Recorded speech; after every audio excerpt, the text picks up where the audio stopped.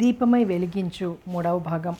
రెండవ భాగంలో నందు పెద్ద దొరసాని దగ్గరికి వెళ్ళి విషయం వివరించి అప్పు కోసం అడిగితే మహతి అనుమతితో ప్రోనోట్ రాయించుకుని వడ్డీకి డబ్బులు ఇస్తారు. అమెరికా వెళ్ళి 6 ఏళ్ళు గడిచాక నాయనమ్మ చావు బ్రతుకుల్లో ఉందని తెలిసి ఇండియాకు వస్తాడు. నానమ్మ వైకుంఠ సమారాధన ఘనంగా జరిపిస్తాడు. సంపత్కి గుండె జబ్బని తెలిసి పరామర్శించడానికి వెళ్తాడు. కథ కొనసాగుతుంది. జేబులోంచి మొబైల్ తీసి సిటీలో ఉన్న స్నేహితుడితో మాట్లాడాడు నందు. అతడి నుండి ప్రముఖ కార్డియాలజిస్ట్ ఫోన్ నెంబర్ తీసుకుని అతడితో మాట్లాడిన తర్వాత సిటీలో పేరు మోసిన కార్డియాలజిస్ట్తో మాట్లాడి అపాయింట్మెంట్ తీసుకున్నాడు. ఎల్లుండి రమ్మన్నారు. అన్ని పరీక్షలు మళ్ళీ చేసిన తర్వాత ఆపరేషన్ అవసరమో కాదో నిర్ణయిస్తారట. ఒరే సంపత్తు, ఎల్లుండి మనం సిటీకి వెళ్తున్నాం, తయారుగా ఉండు, ధైర్యం చెప్తున్నట్లుగా సంపత్ వీపు మీద తడుతూ చెప్పాడు. డాక్టర్లు అన్ని పరీక్షలు ఇదివరకు చేశారు కదా, ఆపరేషన్ చేస్తే తప్ప బతికే ఛాన్సు తక్కువని చెప్పారు. మళ్ళీ ఆ పరీక్షలు అవి అనవసరం, డబ్బు దండగా అన్నాడు సంపత్. ఎందుకురా అంత నిరాశావాదిగా మారిపోయావు? ఏమైంది నీకు? జీవితం పట్ల నీకెన్ని ఆశలుండేవి? చేస్తే ఆఫీసర్ ఉద్యోగమే చెయ్యాలనుకునేవాడివి.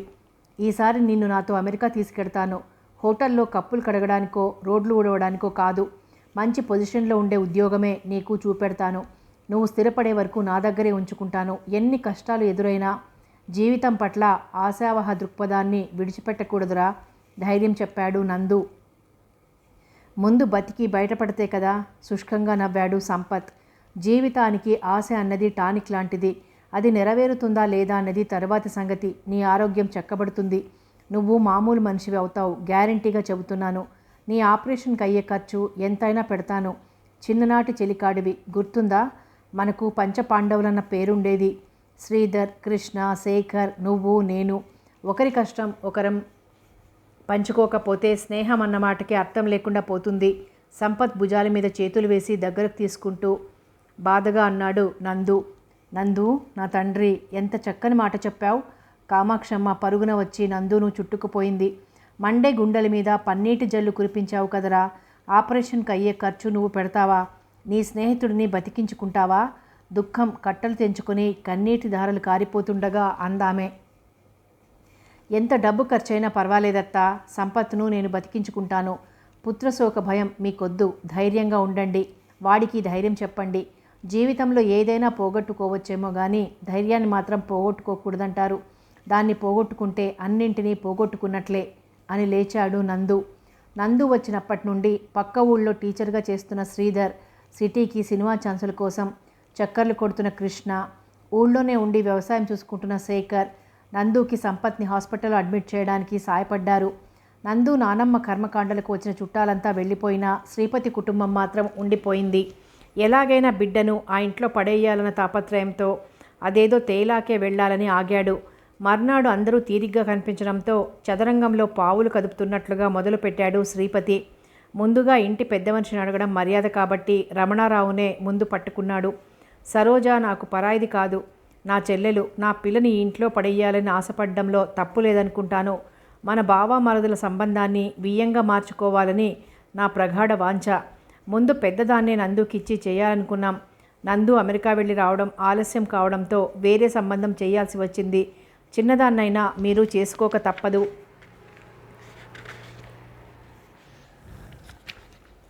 పెళ్లి చేసుకునేది వాడా నేనా? వాడు ఇక్కడే ఉన్నాడు కదా బావా, వాడినే అడగండి, తప్పించుకున్నాడు రమణారావు. నందు అదే హాలులో ఓ పక్కగా వేసిన టేబుల్ ముందు కూర్చొని డైరీలో ఏదో రాసుకుంటున్నాడు. నందగోపాలుడు అని తీయగా పిలుస్తూ సమీపించి అక్కడే ఉన్న మరో కుర్చీలో కూర్చొని, విన్నావు కదా మీ నాన్న ఏమన్నాడో? ఇక నువ్వు గ్రీన్ సిగ్నల్ ఇవ్వడమే తరువాయి, పెళ్లి బాజాలు మోగుతాయి. వందన నీ శ్రీమతి అవుతుంది అన్నాడు శ్రీపతి. నందు డైరీలో రాయడం ఆపలేదు, తలెత్తనూ లేదు. ప్రశ్న మాత్రం కొంచెం సీరియస్గా దూసుకొచ్చింది. వందనకిప్పుడు ఎన్నేళ్ళు మావయ్య? మొన్న ఆగస్టుకి 18 నిండాయిరా. శ్రావణ మాసం వరలక్ష్మి వ్రతం రోజున పుట్టింది. అందుకే లక్ష్మీ వందన అని పెట్టుకున్నాం కదా. నేను పుట్టింది అమ్మమ్మ వాళ్ళింట్లోనే కాబట్టి నా డేట్ ఆఫ్ బర్త్ తెలిసే ఉంటుంది అన్నాడు నందు. తెలియకేం, నీ డేట్ ఆఫ్ బర్త్ తెలుసు, నీ జన్మ నక్షత్రము తెలుసు, జాతకము తెలుసు. బారసాల నాడు మా ఊరి శాస్త్రి గారు నీ జాతకం రాస్తూ ఏం చెప్పాడో తెలుసా? నీది మహర్జాతకమని, పెద్ద పెద్ద చదువులు చదువుతావని, నీ జాతకంలో విదేశీ యానముందని చెప్పారు. శాస్త్రిగారి మాటలు నాకిప్పటికీ గుర్తున్నాయి. అంతా గుర్తుంది కదా. ఇప్పుడు నాకెన్నేళ్ళో లెక్కగట్టి చెప్పు. ఆయన వేళ్ల మీద టకటకా లెక్కగట్టి 31 నుండి 32 వచ్చాయిరా అన్నాడు. అన్నీ తెలుసు గాని నాకు వందనకు వయసులో చాలా తేడా ఉందని మాత్రం తెలియదు నీకు. డైరీలో రాయడం ఆపి మామ ముఖంలోకి సీరియస్గా చూస్తూ అన్నాడు నందు. కావలసిన చోట అవన్నీ చూస్తామా చెప్పు అన్నాడు శ్రీపతి. 13, 14 తేడా. అంత చిన్నపిల్లని నాకు ఇవ్వాలనుకోవడం ఏంటో నాకు అర్థం కావడం లేదు. అది చిన్నపిల్లేంటిరా, రజస్వల అయ్యి 7 ఏళ్ళయింది. పెళ్లి చేస్తే ఈసరికి 3 పిల్లల తల్లయ్యేది. మీ ఇద్దరి జాతకాలు చూపించాను, చక్కగా కుదిరాయి. వయసు తేడా అని చెప్పి కాదనకురా. ఇంత వయసు తేడా పెట్టుకొని పిల్లనిస్తున్నావంటే నలుగురు నవ్వుతారు బావా, గడ్డి కూడా పెడతారు. మగపిల్లలకి ఏమన్నా కరువు వచ్చిందా దేశంలో? ఇంత చిన్నపిల్లను వయసు ముదిరిన వాడికి ఇవ్వాలనుకోవడం ఏంటి? నిరసన ధ్వనించింది రమణారావు గొంతులో. కిందటి నెలే కదా 31 నుండి 32 వచ్చింది. 31 ఏడుకే నీ కొడుకు అంత ముదిరిపోయాడా బావా? ఏం మాటలు మాట్లాడుతున్నావు? మా అమ్మకి మా నాన్నకి 16 ఏళ్ల తేడా, మీ అమ్మకి మీ నాన్నకి 14 ఏళ్ల తేడా. అంత దూరం ఎందుకు? నీకు నా చెల్లెలికి 10 ఏళ్ల తేడా. ఆ కాలం వేరు బావా. వరుస కాన్పులతో ఆడవాళ్లు త్వరగా ముగ్గిపోతున్నారని అలా 30 ఏళ్ల వాడికి 3 ఏళ్ల పిల్లని కట్టబెట్టేవారేమో. ఇప్పుడు వరుస కాన్పులు ఎక్కడున్నాయి? 1 ముద్దు 2 హద్దు అంటున్నారు కదా అన్నాడు రమణారావు. వందనకు పెళ్ళయి పిల్లలైతే ఆ తేడా ఏం తెలియదు బావా. ఆ తేడా ఉన్న సంగతే మర్చిపోతారు. అయినా పిల్లనిచ్చేవాడిని, నాకు లేని ఇబ్బంది మీకెందుకు? మీకు లేదేమో కానీ నాకుంది. నాకంటే 14 ఏళ్ల చిన్నపిల్లను చేసుకోను ఖచ్చితంగా చెప్పాడు నందు. వయసు తేడా అనా? మేనమామ పిల్లని చేసుకుంటే కట్న కానుకలు అడగడానికి ఉండదనా నీ అభ్యంతరం? అడిగాడు శ్రీపతి. మేనమామే కాదు, ఏ మామ వచ్చినా నేను కట్నం తీసుకోను. చూడల్లుడు, నువ్వు కట్నం అడగకపోయినా నేను ఇచ్చేది ఇస్తాను. నాకున్నది 2 ఆడపిల్లలు. నా ఆస్తిపాస్తులు సరిసమానంగా ఆ ఇద్దరికే చెందుతాయి. ఇప్పుడు ఈ క్షణంలో పంచి ఇచ్చినా ఒక్కొక్కరికి 1 కోటి రూపాయలకి తక్కువ రాదు. నువ్వు వద్దన్నా నా ఆస్తి నీ ఇంటికి చేరుతుంది నా పిల్లని చేసుకుంటే. అంటే ఆస్తి పరాయి వాళ్ళకి ఎందుకు చెందాలి? నా చెల్లెలికి ఎందుకు చెందకూడదని నా ఆలోచన. డబ్బాస పెడితేనన్నా నందు లొంగుతాడేమోనని ఆశ శ్రీపతికి. సరే మామ, నీకిన్నాళ్లకు ఇంత మంచి బుద్ధి కలిగినందుకు సంతోషం. ఎలాగూ ఆడపిల్లకు ఆస్తి హక్కు చట్టం వచ్చింది. తాతయ్య ఆస్తిలో అమ్మకు సగభాగం చెందుతుంది. పిల్లను చేసుకుంటే కాదు, చేసుకోకపోయినా సగం అమ్మకు చెందాలి న్యాయంగా. చెప్పు, ఆస్తి పంపకాలు ఎప్పుడు మొదలు పెడతావు? హాస్యంగా అన్నాడు నందు. నీ తాత నాకేమిచ్చిపోయాడోయ్ బొచ్చే? 5 ఎకరాల చౌటపర్రు, 1,00,000 రూపాయల అప్పు. కష్టపడి అప్పు తీర్చేసి నా తెలివితేటలతో ఇంత ఆస్తి చేశాను. మీ అమ్మకు పంచాలంటే ఆ 1,00,000లో సగం పంచాలి. దానికి మీరు ఓకే అంటే నేను ఓకేనే అన్నాడు శ్రీపతి గడుసుగా. నీకెన్ని తెలివితేటలు లేకపోతే ఇన్ని కోట్లకు అధిపతి అవుతావులే మామా. నిజంగానే నీ ఆస్తిలో సగం రాసిస్తానన్నా మాకేం వద్దు. 5 కోట్లు కాదు, మొత్తం ఇస్తానన్నా వద్దు. తమాషా కన్నానులే.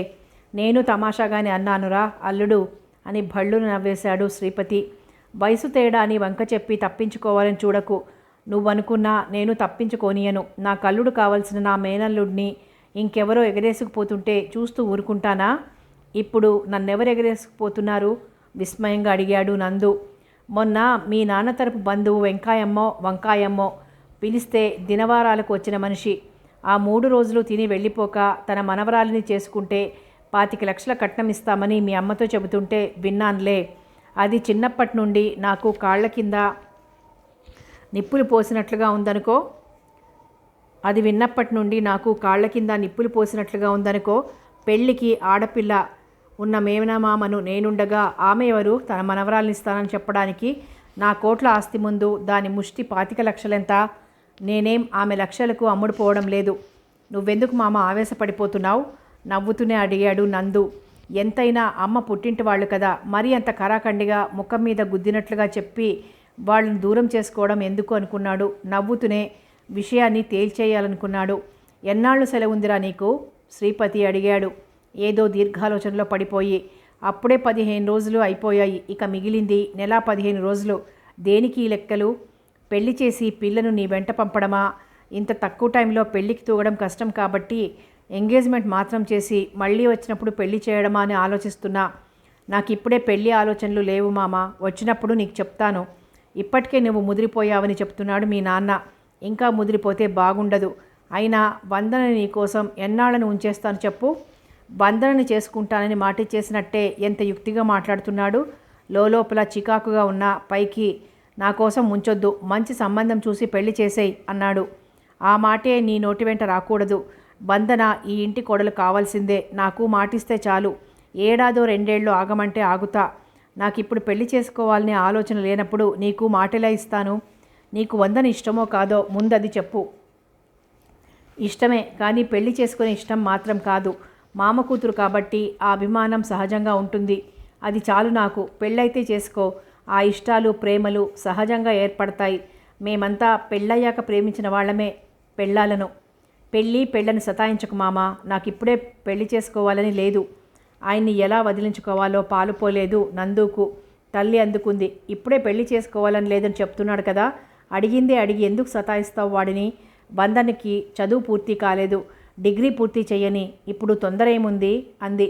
ఆమెకి పుట్టింటి మీద అభిమానం ఉంది. ఉన్న ఒక్క రక్త సంబంధాన్ని దూరం చేసుకుంటే పుట్టింటికి దారి మూసుకుపోతుందని తెలుసు. వయసు తేడా ఒకటే గాని వందన కుందనపు బొమ్మలా ఉంటుంది. బారెడు జడ, చారడేసి కళ్ళు, ఆరోగ్యంగా ఎదిగిన అవయవ సౌష్ఠవం, చూడచక్కని రూపం. ఏపుగా పెరిగిన పిల్ల కాబట్టి 20 ఏళ్లన్నా నమ్మేట్టుగా ఉంటుంది. వందనను చేసుకోవడం ముందు నీకు ఇష్టమో కాదో చెప్పు సరోజా, చెల్లెల్ని అడిగాడు శ్రీపతి. నా ఇష్టం కాదు కదా ప్రధానం, చేసుకునేవాడికి ఇష్టం కావాలి. నందు ఇష్టమేనని చెప్పాడు కదా. బావా నీ సంగతి చెప్పు. ప్రత్యేకంగా నా ఇష్టమెందుకు? తల్లి కొడుకులు ఇష్టపడితే చాలు. కాదు, ఇంటికి పెద్దవాడివి, నీకు ప్రాధాన్యత లేకపోవడం ఏమిటి? నీ తరువాతే ఎవరైనా. ఇదేం చిన్న చితక విషయం కాదు. పెళ్ళి అందరూ ఇష్టపడి సంతోషంగా ఆశీర్వదిస్తేనే అవుతుంది. తల్లి పుట్టింటి వాళ్ళన్న ఒక్క కారణం చేతనే గట్టిగా వద్దనలేకపోతున్నాడు నందు. రమణారావు వెనకాడుతున్నది అందుకే. భార్య పుట్టింటి వాళ్ళు ఇంకెవరున్నారు? ఒక్క శ్రీపతి తప్ప. తను ఎంతమందికి తల్లి అయినా, ఎంత వయసు వచ్చినా పుట్టింటి మీద మమకారం చావడం ఏ మహిళకైనా. సంవత్సరానికో 2 ఏళ్లకో కాస్త తీరికైనప్పుడు అలా వెళ్ళి పుట్టింటి వారి నుండి చీరో సారో, చివరికి పసుపు కుంకుమ తెచ్చుకుంటే అదో తృప్తి ఏ ఇల్లాలికైనా. ఇంతమందిని ఇష్టమా అని అడుగుతున్నావు. వందనకి ఇష్టమో కాదో అడిగావా అంది సరోజ. అడిగాను, ఇష్టమేనని చెప్పింది. కావాలంటే ఇప్పుడు అడుగుతాను నీ ముందు అని. అమ్మా వందన ఇలా రా. శ్రీపతి కూతుర్ని పిలిచాడు. తల్లి కూతుళ్ళు అవతలి గుమ్మం పక్కనే ఉన్నారు. వీళ్ల మాటల్ని వింటూ శ్రీపతి పిలవగానే వందన భుజం తట్టి తోసింది తల్లి. ఏం నాన్న అంది వందన. బావను చేసుకోవడం నీకు ఇష్టమో కాదో అడగమంటోంది మీ అత్తయ్య. ఇష్టమో కాదో చెప్పు. మెల్లగా తలూపింది సిగ్గుపడుతూ. అలా కాదు, నోటితో చెప్పు. ఇష్టమే. విని వినపడనట్టుగా పెదవులు కదిలించి తుర్రుమంది లోపలికి. విన్నావు కదా స్వయంగా నీ చెవులతో. ఇక నీ సంగతి తేలాలి. నందు ఇప్పుడు వద్దంటున్నాడు కదా, వాడు మళ్ళీ అమెరికా నుండి వచ్చాక చూద్దాంలే అన్నయ్య. ఇప్పటికిప్పుడు తేల్చేయాలని పట్టుబట్టకు. ఇప్పుడే పెళ్ళొద్దని ఎందుకంటున్నావు అల్లుడు? బాలాకుమారుడువేం కాదు కదా నందుతో అన్నాడు శ్రీపతి. అమెరికా చదువు కోసం చేసిన అప్పుంది. 6 లక్షలకు ప్రోనోట్ రాసిచ్చాను ఈ ఊరి దొరసానమ్మకు. అందులో కొంతవరకే తీర్చగలిగాను ఇప్పటి వరకు. 6 ఏళ్ళు అమెరికాలో ఉండి నీ చదువుకు చేసిన అప్పు తీర్చలేదంటే నమ్మాలా? ఆ రీసెర్చు ఈ రీసెర్చు అంటూ చదువుతోనే సరిపోయింది అక్కడ. 2 డాక్టరేట్లు తీసుకున్నాను. పార్ట్ టైం జాబ్ చేస్తూ అక్కడ నా ఖర్చులు గడుపుకుంటూ కొంత అప్పు కింద పంపిస్తూ వస్తున్నాను. ఫుల్ టైం జాబ్లో చేరి 2 నెలలైంది. అప్పు తీర్చడానికి సరిపోయిన డబ్బుతోనే వచ్చాను. కానీ ఇక్కడికి వచ్చాక అనుకోని ఖర్చులు వచ్చాయి. నాయనమ్మ దినవారాల ఖర్చు, దీనికంటే పెద్ద అవసరమే మరొకటి వచ్చింది. గుండె జబ్బుతో బాధపడుతున్న నా స్నేహితుడికి ఆపరేషన్ చేయించాలి. అప్పు ఈరోజు కాకపోయినా రేపైనా తీర్చుకుంటాను. స్నేహితుడు ప్రాణం పోతే తిరిగి తీసుకువచ్చేది కాదుగా. గుండె ఆపరేషన్ అంటే 3-4 లక్షలకు తక్కువ కాదు. అంత డబ్బు ఖర్చు పెడతావా స్నేహితుడి కోసం? మళ్ళీ ఇచ్చే బాపతా ముంచే బాపతా అన్నాడు శ్రీపతి. వాళ్ళ దగ్గరేం లేదు, ఇవ్వరు. విన్నావా బావా? తనో పక్క అప్పుల్లో కూరుకుపోయి 4-5 లక్షలు ఖర్చు పెట్టి ఆపరేషన్ చేయించాలట ఎవరికో. పరోపకారం చెయ్యొచ్చు కానీ తనకు మాలిన ధర్మం కూడదని నువ్వైనా చెప్పొచ్చు కదా రమణారావుతో అన్నాడు శ్రీపతి. వాళ్లకు ఒక్కడే కొడుకు. ఆ తల్లికి గర్భశోకం నుండి తప్పించే పని చేస్తుంటే చెయ్యొద్దని ఎలా చెబుతాను? కొడుకు మంచి పని చేస్తుంటే ప్రోత్సహించడం తండ్రిగా నా బాధ్యత కదా. తీర్చాల్సిన అప్పు వదిలేసి అదేదో సామెత చెప్పినట్టు అన్నాడు శ్రీపతి. ఏం వదిలేయడు, నయా పైసలతో సహా తీర్చేస్తాడు. మళ్ళీ అమెరికా వెడుతున్నాడు కదా, అప్పు తీర్చే ధైర్యం వాడికి ఉంది. అప్పు తీరుస్తాడన్న నమ్మకం నాకుంది. మధ్యన నువ్వెందుకు హైరాణ పడతావు? బదులిచ్చాడు రమణారావు. అనుకున్న రోజు సంపత్కు ఆపరేషన్ విజయవంతంగా జరిగింది. తల్లిదండ్రులతో పాటు సంపత్ మేనమామ, ఆయన భార్య, స్నేహితులు శ్రీధర్, కృష్ణ కూడా వచ్చారు. ఆపరేషన్ అయ్యాక ఐసీయూలో ఉన్న అతడిని ఒకరి తర్వాత ఒకరు వెళ్ళి చూసి వచ్చారు. బయలుదేరే ముందు ఖర్చులకు ఉంచండి అంటూ 10,000 వెంకటాచలం చేతిలో పెట్టాడు శ్రీధర్. అంతకుముందు సంపత్ని టెస్టుల కోసం తీసుకుపోయినప్పుడు కూడా 15,000 దాకా ఖర్చు పెట్టాడు. ఆ డబ్బు తిరిగి ఇవ్వబోతే తీసుకోలేదు. స్నేహధర్మంగా పెట్టిన ఖర్చు ఇది, తిరిగి ఇవ్వాలనుకోకు. ఇంత మాత్రమే ఖర్చు పెట్టగలిగానే అని బాధగా ఉంది. నా చిన్న జీతం నుండి ఇంతకు మించి ఖర్చు పెట్టలేకపోయాను. ఆపరేషన్కు డబ్బులు లేక నువ్వు ఇబ్బంది పడుతుంటే నిస్సహాయంగా చూడాల్సి వచ్చినందుకు బాధగా ఉంది అని సంపత్తో వాపోవడం వెంకటాచలానికి గుర్తుంది. సినిమా ఛాన్సుల కోసం ప్రయత్నిస్తూనే ఉన్న కృష్ణ పొట్టగడవడం కోసం ఏదో చిన్న ఉద్యోగం చేస్తున్నాడట. ఆ రోజే జీతం వచ్చిందని 2,000 వెంకటాచలం చేతిలో పెట్టి నమస్కరించాడు. వెంకటాచలం కళ్ళు చెమ్మగిలడంతో పాటు నందు కళ్ళు కూడా తడిశాయి. స్నేహం అంటే ఇది. నా స్నేహితులంతా జాతి వజ్రాలు అనుకుంటుంటే గుండె సంతోషంతో ఉప్పొంగింది. అందరూ వెళ్ళిపోయినా నందు మాత్రం 2 రోజులు అక్కడే ఉన్నాడు. తరువాత వెంకటాచలానికి అప్పగింతలు పెట్టి ఊరికెళ్ళి పనులు చూసుకొని 2 రోజుల్లో తిరిగి వస్తానని చెప్పి బయలుదేరాడు. ఇంటికి వెళ్ళేసరికి దొరసాని మనిషి వచ్చి వాకిట్లో అరుగు మీద తిష్టవేసుకుని కూర్చున్నాడు. పోలీసుల చేతిలో లాఠీ కర్ర ఉన్నట్టు అతడి చేతిలో ఎప్పుడూ పొడుగాటి ముళ్ళు కర్ర ఒకటి ఉంటుంది. కొడుకు ఊరు నుండి రాగానే దొరసాని దగ్గరికి పంపిస్తానని రమణారావు చెప్తున్నా వినకుండా అరుగు మీద మఠం వేసుకొని కూర్చుని, మీ కొడుకు లేకపోతే మిమ్మల్నైనా తీసుకురమ్మన్నారు పెద్ద దొరసానమ్మ అన్నాడు. పెద్ద దొరసానమ్మ చెప్పిందా? చిన్న దొరసానమ్మ అడిగాడు రమణారావు. పెద్ద దొరసానమ్మ చెప్పిందండి. సరే వస్తున్నా పద. రమణారావు చెప్పులేసుకుని బయలుదేరబోతుంటే నందు వాకిట్లో అడుగు పెట్టాడు. కొడుకుని చూసి వేసుకున్న చెప్పులు విడిచి చెప్పాడు తండ్రి. దొరసాని మనిషి వచ్చి కూర్చున్న సంగతి 2 రోజుల నుండి నీ కోసం తిరుగుతున్నాడు. ఈరోజు ఖచ్చితంగా నిన్నో నన్నో తీసుకురమ్మందట.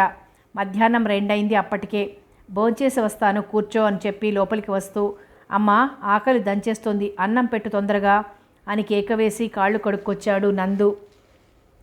సరోజమ్మ భోజనం వడ్డించి ముందు నేతిగిన్నె పెట్టుకొని కూర్చుంది. ఇంకా ఎంతివ్వాలిరా దొరసానమ్మకి? ఆ లెక్కలు నాన్న దగ్గరున్నాయమ్మా. అవతల గదిలో ఉన్న రమణారావు చెవిలో పడ్డాయి ఆ మాటలు.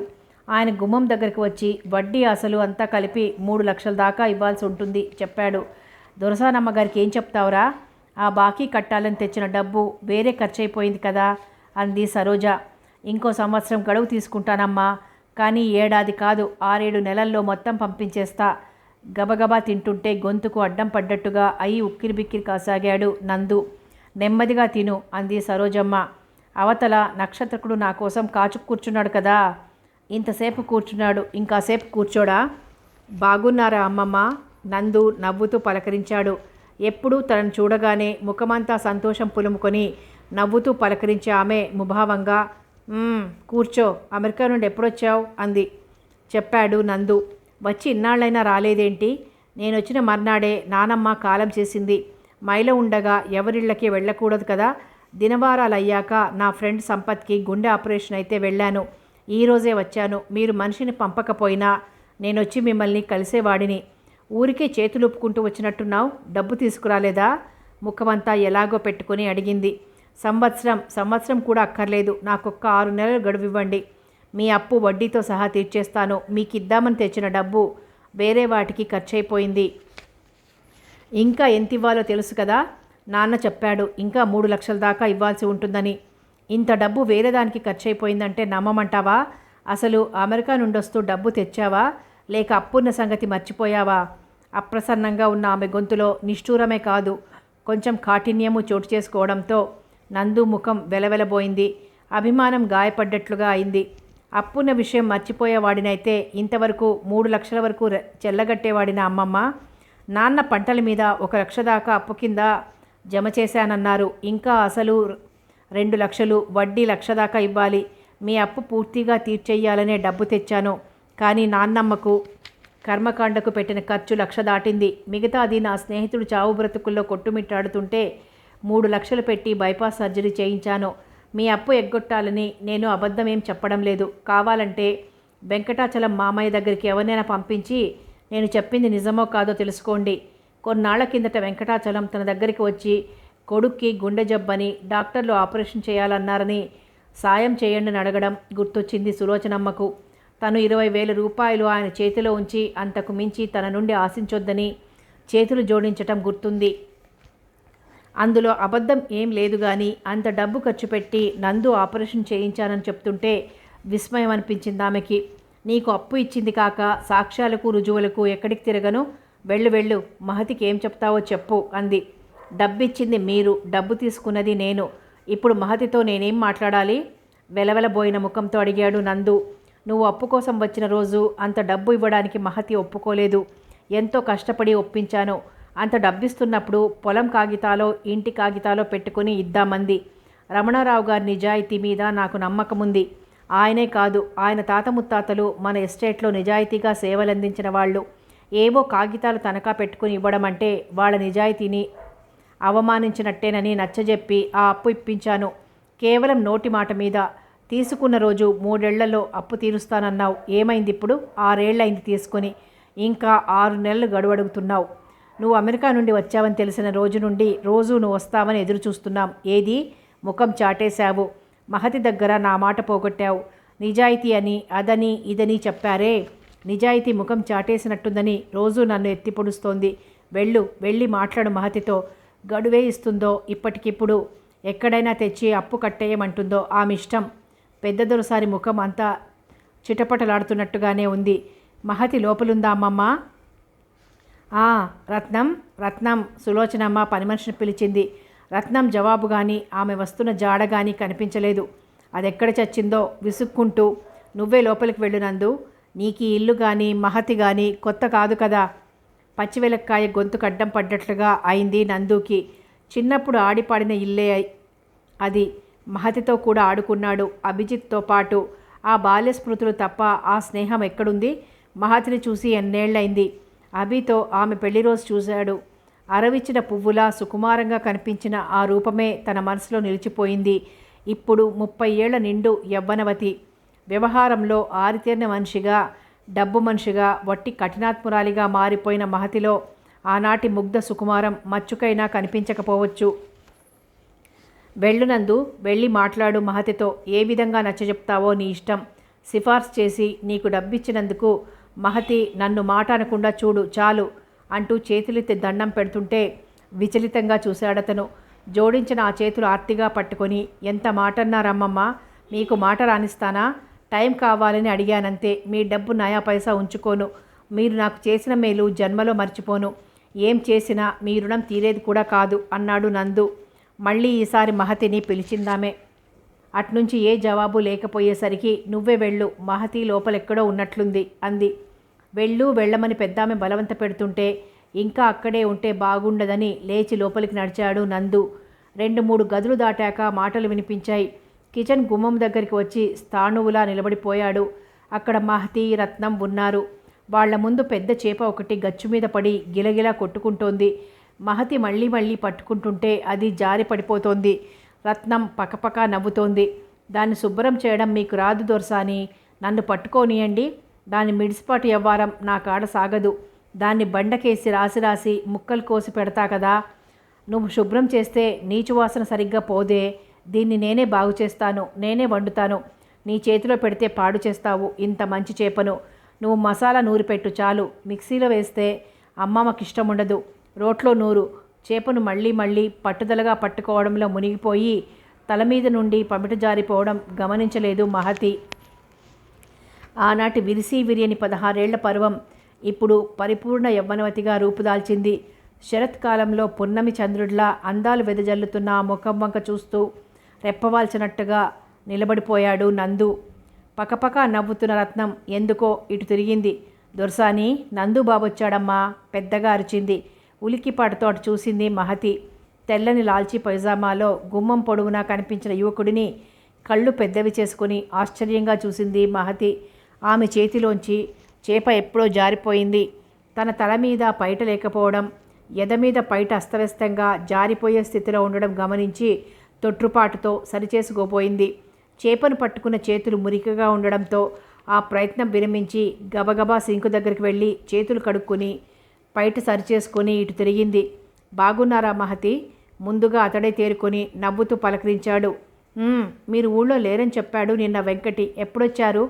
ఈరోజే గంట క్రితం వచ్చాను. నన్నో మా నాన్నగారినో తీసుకుని రమ్మన్నారట. మీరు మనిషిని పంపకపోయినా నేను ఈరోజు రేపో వచ్చి కలుద్దామనుకున్నాను. డబ్బిచ్చిన రోజు మీరు లేరు, అమ్మమ్మ ఇచ్చింది. అందుకని ఆమె దగ్గర మాట్లాడుకుందాం రండి. మాట్లాడుకునేదేముంది? డబ్బు తెచ్చారా లేదా అంది మహతి. మనిషిని నిలబెట్టి డబ్బు వసూలు చేసేలా ఉన్నారే. నందు ముఖంలో నవ్వు ఎగిరిపోయింది. డబ్బు మేం వసూలు చేయకముందే చెప్పిన టైంకు తెచ్చిస్తే మర్యాదగా ఉంటుంది కదా. అన్నీ అనుకున్నవి అనుకున్నట్లుగా జరగవు, అనుకోనివి కూడా జరుగుతాయి. అనుకోనివి ఏం జరిగాయి? అమ్మమ్మకు చెప్పాను, ఆమె మీకు చెప్పమంది. ఒకసారి మీరు అమ్మమ్మ దగ్గరికి వస్తే అన్నీ మాట్లాడుకుందాం. తడి చేతులు టవల్కి తుడుచుకుంటూ హాల్లోకి వచ్చింది మహతి. ఈయన 6 ఏళ్ళు అమెరికాలో ఉండి ఉట్టి చేతులూపుకుంటూ వచ్చినట్టున్నారు. అమ్మమ్మ అమెరికాలో 2 ఏళ్ల చదువు అయిపోగానే ఉద్యోగంలో చేరుతాడు. అక్కడ జీతాలు లక్షల్లో ఉంటాయి. మన అప్పు చిటికలో తీర్చేస్తాడని చెప్పావుగా. అమ్మమ్మతో వెటకారంగా అంది మహతి. చూసావా, నీ మూలంగా నన్ను మాటలు ఎలా అంటోందో అన్నట్టు నందు కేసు చూసింది సులోచనమ్మ. అమ్మమ్మ సరిగ్గానే చెప్పింది. అమ్మమ్మే కాదు, నేను కూడా అలాగే అనుకున్నాను. కానీ నేను ఎంఎస్ చేశాక వేరే కోర్సులు కూడా చేయడంతో వెంటనే ఫుల్ టైం ఉద్యోగంలో చేరలేకపోయాను. అక్కడ ఏదో పార్ట్ టైం జాబ్ చేసి నా ఖర్చులకు పోగా కొంత మిగిల్చి మీ అప్పుకి కట్టమని నాన్నగారికి పంపించాను. 6 లక్షలకి 4 లక్షలైతే ముట్టాయి కదా. ఇక 2 అసలు, 1,00,000 వడ్డీ, మొత్తం 3 లక్షలు 6 నెలల్లో తీర్చేస్తాను చెప్పాడు నందు.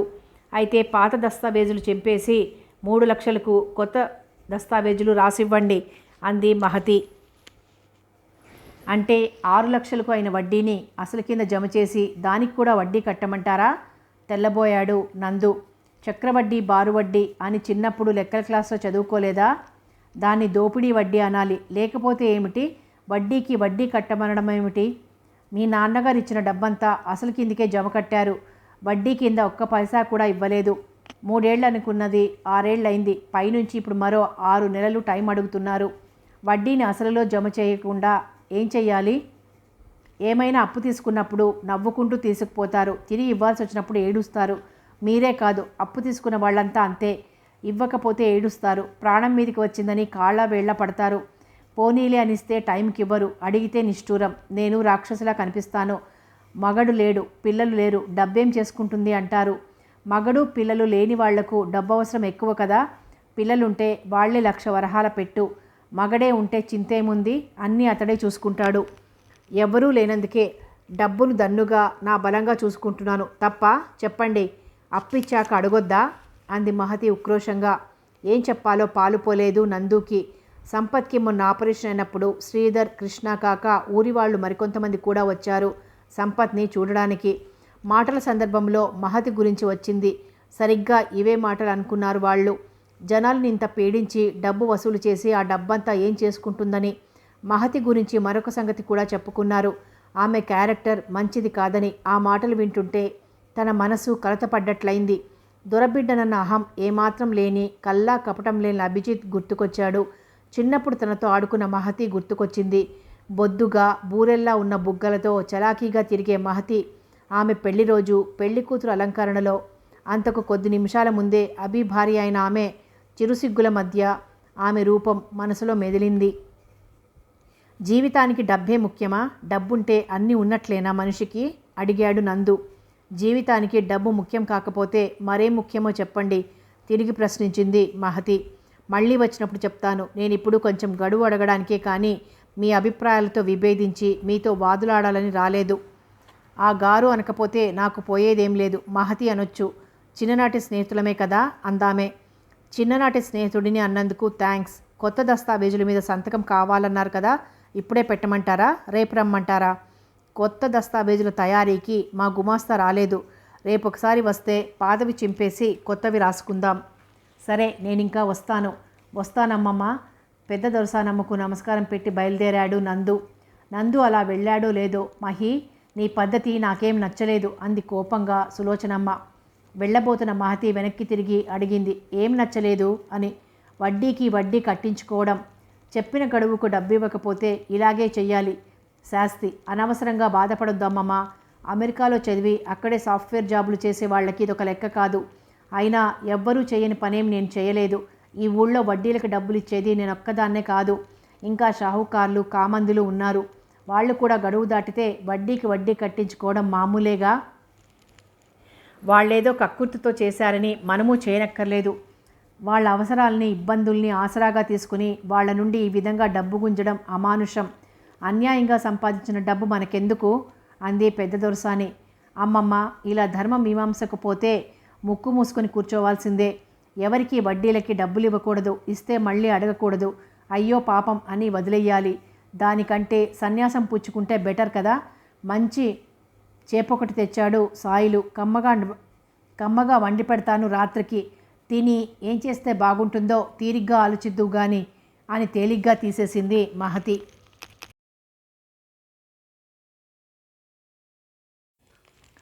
ఇంటికి వచ్చాడే గాని మనసంతా చికాగ్గా ఉంది నందుకు. ఎందుకిలా తయారైంది మహతి? ఎందుకింత డబ్బు మనిషి అయింది? చాలామందికి అప్పులిచ్చిందని విన్నాడు. ఊరికే మాత్రం ఎవరికి ఇవ్వదు. బంగారమో, పొలం పత్రాలో, ఇంటి పత్రాలో ఏవో ఒకటి పెట్టుకుంటే గానీ అప్పివ్వదట. అయితే ఈ వడ్డీ వ్యాపారం మహతితో మొదలైంది కాదు. దొరల ఇళ్లల్లో వంశపారంపర్యంగా వస్తున్నదే. వాళ్ళంతా డబ్బు దగ్గర ఖచ్చితంగా వ్యవహరించిన వాళ్లే. ఎవరైనా అప్పు ఎగ్గొడితే తమ మనుషులతో లాక్కువచ్చి పెడరెక్కలు విరిచి చావగొట్టి చెవులు మూసి డబ్బు వసూలు చేసిన వాళ్లే. దొరల రక్తంలోనే ఆ క్రౌర్యం, దాక్షిణ్యరాహిత్యం ఉంటాయేమో. మహతిలో అపురూపమైన అందం ఉంది. అదంతా దుర్గంధాన్ని వెదజల్లే పువ్వైపోయింది. మంచి మనసు లేకపోయాక ఆ మనిషికి విలువేముంటుంది? జారిపోతున్న చేపను పట్టుకుని జారిపోతున్న పంటను కూడా గమనించిన మహతి రూపం కళ్ల ముందు మళ్ళీ మళ్ళీ మెదులుతుంటే ఎందుకో అభి గుర్తొచ్చాడు. అభి బతికి ఉంటే మహతి ఇలా రక్తం పీల్చే జలగల అయ్యేది కాదు. అతడికి ఎంత ఉన్నతమైన భావాలుండేవి. వాసుదేవరావు వాళ్ళు తమ కొడుకుని పోగొట్టుకుంటే ఊరు ఒక మంచి మనిషిని పోగొట్టుకున్నట్లయింది. అతడే బతికుంటే తప్పకుండా ఊరికి చాలా మంచి జరిగేది. బహుశా ఊరి రూపురేఖలే మార్చేసేవాడేమో.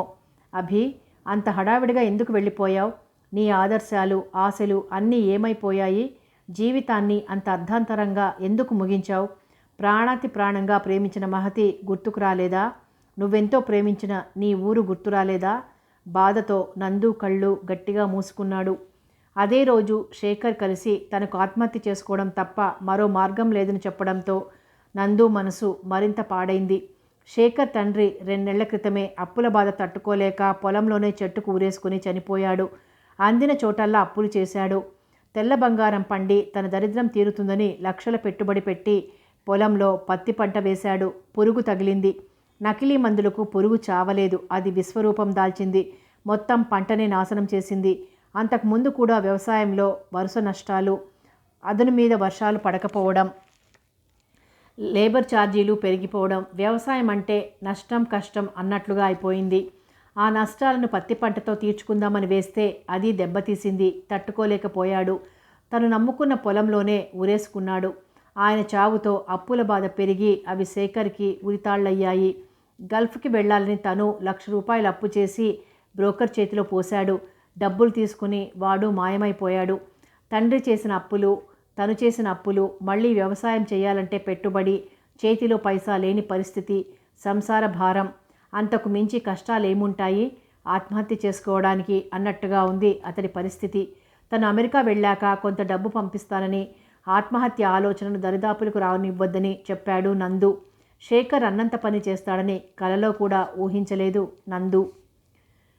రాత్రి 9 అయింది. తల్లి భోజనానికి పిలిస్తే పెరట్లోకి వెళ్ళి కాళ్ళు కడుక్కుని వచ్చి నందు పీట మీద కూర్చోబోతుండగా శ్రీధర్ రొప్పుతూ పరిగెత్తుకొచ్చాడు. నందు, ఘోరం జరిగిపోయింది. శేఖర్, వాడి భార్య పురుగుల మందు తాగారని వాళ్ళమ్మాయి చెప్పింది. నందు దిగ్గున లేచాడు. మై గాడ్, ఎక్కడున్నారిప్పుడు? ఇంట్లోనే. పిల్లలకి తాపిపోయారట. వాళ్ళు తప్పించుకొచ్చి చెప్పారు. ఉన్న పళంగా పరిగెత్తాడు నందు శ్రీధర్తో కలిసి. అదే వీధి, చివరిగా ఉంటుంది ఇల్లు. 2 నిమిషాల్లో చేరుకున్నారు. అప్పటికే జనాలు పోగుపడ్డారు ఇంటి ముందు. తలుపులకు గొళ్ళెం పెట్టుకున్నారు లోపల. కిటికీలోంచి లోపలికి తొంగి చూస్తే హృదయ విదారకంగా ఉంది దృశ్యం. శేఖర్, తలుపు తీయి ప్లీజ్. శేఖర్, తలుపు తీయి నందు పిలిచాడు. ఇందిరా, నువ్వైనా తలుపు తెరవమ్మా. పిల్లల్ని అనాథల్ని చేసిపోవద్దు. చూడు వాళ్ళెలా ఏడుస్తున్నారో. ఎవరు ప్రాధేయపడినా వాళ్ళు లేచి తలుపు తెరవడం లేదు. చావడానికే గట్టిగా నిర్ణయించుకున్నట్టున్నారు. గుణపాలు సుత్తెలు తెండి తలుపులు విరగ్గొడదాం అన్నాడు నందు. క్షణంలో వచ్చాయి గుణపాలు సుత్తెలు. బలంగా ఉన్న ఇద్దరు గుణపాలు తీసుకుని తలుపులకేసి పొడవడం మొదలుపెట్టారు.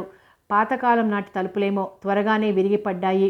ఈలోగా శ్రీధర్ పరిగెత్తి పెద్దకాపు ఇంటి ముందున ట్రాక్టర్ తీసుకొచ్చాడు. వద్దు, మమ్మల్ని తీసుకుపోవద్దు, చావనివ్వండి. బ్రతుకుతూ క్షణక్షణం చచ్చే కంటే ఒక్కసారి చస్తే పీడా పోతుంది. శేఖర్ వీలైనంతగా ప్రతిఘటించడం మొదలుపెట్టాడు. తలా ఓ చెయ్యేసి ఆ ఇద్దరిని ట్రాక్టర్లో చేర్చారు. 10 మైళ్ళ దూరంలో ఉంది మండల కేంద్రమైన ఊరు. అక్కడ గవర్నమెంట్ హాస్పిటలే కాక ప్రైవేట్ హాస్పిటల్స్ కూడా ఉన్నాయి. నందు శ్రీధర్లతో పాటు మరో 2-3 ఇరుగు పొరుగు వాళ్ళు కూడా వెంట ప్రయాణమయ్యారు. ఎదురింట్లో ఉండే బుచ్చమ్మ ట్రాక్టర్ బయలుదేరుతుంటే తన రొంటిన ఉన్న బుట్ట సంచిలోంచి 1000 రూపాయల నోట్ ఒకటి తీసిచ్చింది. డాక్టర్కి ఇచ్చి వాళ్ళ ప్రాణాలు కాపాడమని చెప్పు బాబు. పిల్లలు దిక్కులేని వాళ్ళు కాకుండా చూడండి అంది కన్నీళ్లు పెట్టుకుని. ఆమెను చూసి మరో 2-3 కూడా తమ దగ్గరున్న డబ్బులు తీసిచ్చారు. హాస్పిటల్లో భార్యాభర్తల పోరాటం మొదలైంది మృత్యువుతో. డాక్టర్లు కూడా ఏం చెప్పలేకపోతున్నారు. కనీసం ఇద్దరిలో ఒకరు బతికినా పిల్లలు అనాథలు కారు. పిల్లలు గోడుగోడున ఏడ్చేస్తున్నారు నాయనమ్మను పట్టుకొని. ఆమె ఏదో పని మీద నిన్ననే చెల్లెలి ఊరికి వెళ్ళింది. సంగతి తెలిసి గుండెలు బాదుకుంటూ వచ్చింది. చూస్తున్న అందరి కళ్ళల్లో నీళ్లు. ఇంటిని ఇలాంటివి ఎన్నో చూసిన డాక్టర్ కూడా జేబులోంచి కర్చీఫ్ తీసి నీళ్ళొత్తుకున్నాడు. శక్తివంచన లేకుండా ఆయన ప్రయత్నం ఆయన చేస్తున్నాడు. బైకుల మీద వచ్చిన వాళ్ళు, బస్సుల మీద వచ్చిన వాళ్ళు, సగం ఊరు అక్కడే ఉంది. 24 గంటల తర్వాత భూమిని నమ్ముకున్న ఒక అన్నదాత ప్రాణం గాలిలో కలిసిపోయింది. ఇందిరకు ప్రాణభయం లేదన్నారు డాక్టర్లు. శేఖర్ బలవన్మరణంతో నందు మనసు కకావికలమైంది. పంచపాండవుల్లో ఒకడు రాలిపోయాడు. ఒకప్పుడు బాగా బతికిన వ్యవసాయ కుటుంబమే ఎందుకిలా విషాదాంతమైంది? ఒక మనిషి అవసరం కొద్దీ చేసుకున్న అప్పులు ఉరితాళ్లై ఉక్కిరిబిక్కిరి అవుతుంటే ఊళ్ళో ఇంతమంది ఉండగా ఆదుకునే చేతులెందుకు కరువయ్యాయి? దేశానికి వెన్నెముక లాంటి అన్నదాతలు వరుసగా ఇలా రాలిపోతుంటే ప్రభుత్వం ఏం చేస్తోంది? శేఖర్ ఆత్మహత్యకు ప్రేరేపించిన సంఘటన ఒకటి కిందటి రోజు జరిగింది. దొరసాని మనిషి వెంకటి అప్పు వసూలుకొచ్చాడు. అప్పు కోసం తిప్పుకుంటున్నందుకు నానా దుర్భాషలాడాడు. దొరసాని మెడపట్టి ఈడ్చుకురమ్మన్నదని శేఖర్ మీద చెయ్యేశాడతడు. శేఖర్కి పట్టలేని కోపం వచ్చింది. ఎదురు తిరిగి వెంకటి మీద చేయి చేసుకున్నాడు. వెంకటి కంటి మీద తగిలింది దెబ్బ. దాంతో తన చేతిలో ఉన్న ములుగరతో శేఖర్ను ఇష్టం వచ్చినట్లుగా బాధేశాడు వెంకటి. జనాలు మూగి చూశారు. శేఖర్ ఆ అవమానాన్ని భరించలేకపోయాడు. దొరసానమ్మ దగ్గరే కాదు, ఊళ్ళో షావుకారు దగ్గర కూడా అప్పుంది. పొలం అమ్మేసి అప్పులు తీరుద్దామని షావుకారుకే బేరం పెట్టాడు. చవకగా కొట్టేయడానికి ఇదే ఛాన్స్ అనుకున్న షావుకారు చాలా తక్కువ రేటుకు అడిగాడు. ఆ రేటుకు పొలం అమ్మితే అప్పులు తీరవు, కానీ ఉన్న కాస్త భూమి పోతుంది. పొలం అమ్ముకుని ఇక బతికేదెట్లా అనుకున్నాడు. బతికితే ఇక అంత అంధకారమే. తాను పోయాక భార్య పిల్లల జీవితాలు నరకమవుతాయని తెలుసు. అందుకే అందరూ ఒకేసారి చేస్తే సమస్య ఉండదు కదా అనుకున్నాడు. భార్యను ఒప్పించాడు. పురుగుల మందు కూల్ డ్రింక్లో కలిపాడు. మందు పిల్లలకు తాగించి తరువాత తాము తాగాలనుకున్నారు. చివరి క్షణంలో పాపకు ఎలాగో తెలిసి తమ్ముడిని తీసుకుని పారిపోయింది. భార్యాభర్తలిద్దరూ తాగేశారు. బైకుల మీద వచ్చిన వాళ్ళు, బస్సుల్లో వచ్చిన వాళ్ళు, ఊరి జనాలు సగం మంది హాస్పిటల్ దగ్గరే ఉన్నారు. చిన్న దొరసాని అప్పు కట్టమని ఒత్తిడి చేసి ఇంత దారుణానికి కారణమైంది. కాబట్టి శేఖర్ శవాన్ని తీసుకుపోయి దొరసాని బంగ్లా ముందుంచి ధర్నా చేద్దాం. ఆ కుటుంబానికి పెద్ద మొత్తంలో నష్టపరిహారం ఇచ్చే వరకు శవాన్ని తీయొద్దు ఆవేశంగా అన్నాడు శ్రీధర్. అతడి ఆలోచనను చాలామంది సమర్థించినా నందు వ్యతిరేకించాడు. వద్దు, శవాలతో బేరాలొద్దు, అసహ్యంగా ఉంటుంది అన్నాడు. అసహ్యమేముంది? దొరసాని మనిషి ఇంటి ముందుకు వచ్చి నానా దుర్భాషలాడి చెయ్యి చేసుకున్నందుకే కదా అవమానం భరించలేక శేఖర్ ఆత్మహత్యకు పాల్పడింది అన్నాడు శ్రీధర్. అప్పిస్తానని చెప్పి ఆవిడ వీడి నాన్న దగ్గరికి రాలేదు కదా. అవసరం కొద్దీ అప్పడికి తెచ్చుకున్నది వీళ్ళు. అప్పిచ్చిన వాళ్ళు తిరిగి కట్టమని అడగడం తప్పు కాదు కదా. ఏం మాట్లాడుతున్నావు నందు? నువ్వు చిన్న దొరసాని మనిషివి ఎప్పుడైపోయావు? ఆశ్చర్యంగా అడిగాడు శ్రీధర్. నేను దొరసాని మనిషినై మాట్లాడడం లేదు, వాస్తవం మాట్లాడుతున్నాను. వాస్తవం ఏం తెలుసు నీకు? పంట పండించి అప్పు తీర్చొచ్చని పెట్టుబడి కోసం తెచ్చుకున్న రైతు పంట సరిగ్గా పండక అప్పు చెల్లించలేకపోతే అప్పు తీర్చడానికి కొంచెం టైం ఇవ్వచ్చు కదా. డబ్బు చేతిలో ఉంటే ఎవరికి ఎగ్గొట్టాలని ఉండదు. అప్పు తీర్చి భారం దింపుకోవాలనే ఉంటుంది. ఎటు వీళ్ళేకే కదా అప్పు తీర్చంది. తన మనుషుల్ని ఇంటి మీదకి పంపి అవమానించడం మానవత్వం ఉన్న మనుషులు చేయాల్సిన పనేనా? కొంచెం ఉదారత్వం చూపితే శేఖర్ ఇంత దారుణానికి ఒడగట్టేవాడా? అప్పు ఇచ్చిన వాళ్ళు వసూలు చేసుకునే పద్ధతుల్లో ఇదొకటి. ఎవరూ చెయ్యని పని దొరసాని చేయలేదుగా. నిజం చెప్పునందు, చిన్న దొరసాని నీ అప్పు మాఫీ చేసిందా ఏంటి? లేకపోతే నువ్వు అటువైపు వకాల్తా పుచ్చుకోవు. అప్పు మాఫీ చేయలేదు. ఇవ్వాల్సిన వడ్డీ అసలుతో కలిపి 2 లక్షలున్న అప్పును 3 లక్షలు చేసి దానికి వడ్డీ కట్టేలా 6 నెలల్లో ఇచ్చేలా మళ్ళీ కాగితం రాయించుకుంది. కథ కొనసాగుతుంది.